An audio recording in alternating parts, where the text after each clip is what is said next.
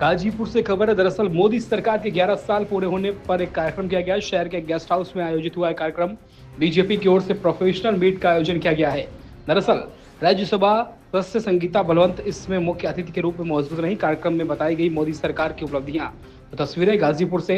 दरअसल मोदी सरकार के 11 साल पूरे होने के उपलक्ष्य में कार्यक्रम किया गया है। यह गाजीपुर शहर के गेस्ट हाउस में आयोजित हुआ है। बताते चले कि इसमें बीजेपी की ओर से प्रोफेशनल मीट का आयोजन हुआ है। दरअसल राज्यसभा सदस्य संगीता बलवंत इस पूरे प्रोग्राम में मुख्य अतिथि की भूमिका में रही हैं। कार्यक्रम में बताई गई मोदी सरकार की उपलब्धियां। देखिए, विपक्ष के लोग अपने बयानबाजी के लिए जाने जाते हैं। उनको कोई काम तो है नहीं, केवल और केवल जब उनकी सरकार आती है तो ऐसे ऐसे कार्य होते हैं कि उनके कार्य के लिए गलत कार्यों के लिए लोग याद किए जाते हैं। ये अपनी शिक्षा पे ध्यान दें। और हमें लगता है कि ये तो खैर यहाँ से नहीं पढ़े हैं, लेकिन जो भी उनके कार्यकाल में उनकी सरकारों में पड़ा है, नकल कितने चरम सीमा पर था सब लोग जानते हैं। और आज ये वो बोल के यही कर रहे हैं। और मैं ये कहूंगी कि जो आपने बात बोली कि सरकार से 20 साल का हिसाब मांग रहे हैं, 20 साल का हिसाब मांग रहे हैं, उनका गणित तो ऐसे ही कमजोर है। ये 11 साल में ही तो 9 साल शामिल है। और मैं तो ये कहूंगी कि 2-2-4 और सपा और अन्य विपक्षी दल हो गए हैं पूरी तरह से बेकार। और ये 2-2-4 ये सब विपक्षी हो गए हैं बेकार। और अब जनता इनको पुनः यहाँ पर वापस नहीं बुलाने वाली है।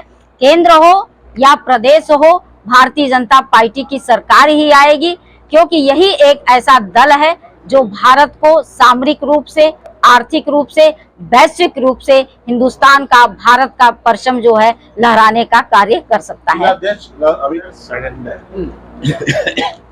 देखिए, वो उनके बयान ऐसे हैं कि वो केवल एक परिवार को लेकर वो लोग चलते आ रहे हैं। इंदिरा गांधी, पंडित जवाहरलाल नेहरू जी प्रधानमंत्री बने, उनकी बिटिया प्रधानमंत्री बने, फिर बिटिया के बेटवा प्रधानमंत्री बने।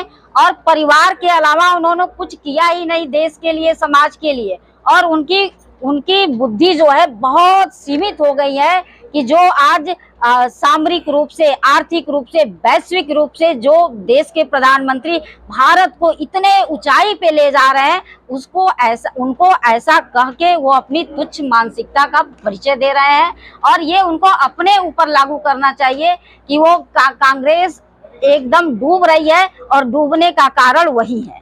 आप 11 साल की उपलब्धि गिना रही है। वो बता रहे हैं कि अभी भारत के जो पड़ोसी देश हैं, जो विदेश नीति है वो फेल है। बांग्लादेश हमारा जो है एक नया दुश्मन के रूप में उभर रहा है। चाइना और पाकिस्तान तो हमारे विरोधी थे, ये आरोप लगा है। दुश्मनों से किस तरह लड़ा जाता है नए भारत में पूरी दुनिया ने देखा है। और आज जरूरत है, देश की जनता भी कह रही है कि बाहरी दुश्मनों के साथ साथ हमें उन आंतरिक दुश्मनों से भी